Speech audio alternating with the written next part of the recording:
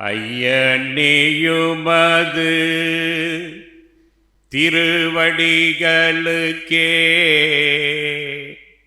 ஆயிரம் தரம் தோத்திரம். மெய்யனேயுமது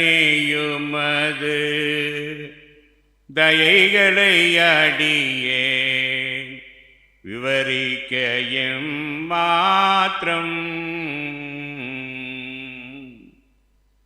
சென்றதாமிரவில்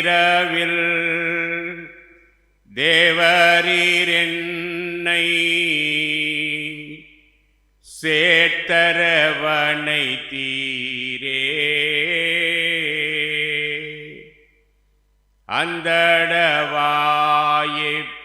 பகலிலோ கிருபை யாகவதயை வீரே. எந்த காலத்திலும் எந்த நேரத்திலும் நன்றியால் உம்மை நான் துதிப்பேன். இயேசுவே உம்மை நான் துதிப்பேன் துதிப்பேன், எந்த வேளையிலும் துதிப்பேன். காலத்திலோ நல்லா கைத்தடி பாருங்க. நேரத்திலோ நன்றியால் உம்மை நான் துதிப்பேன்.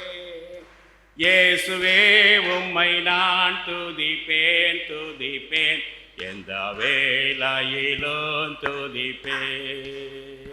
இயேசுவே உம்மை நான் துதிப்பேன் துதிப்பேன், எந்த வேளையிலும் துதிப்பேன்.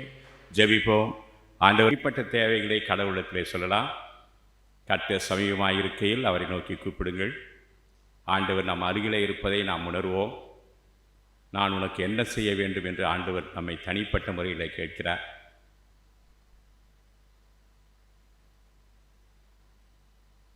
கர்த்தாவே, எங்கள் ஜெபத்தை கேளும், எங்களுடைய விண்ணப்பம் இடத்திலே சேர்வதாக.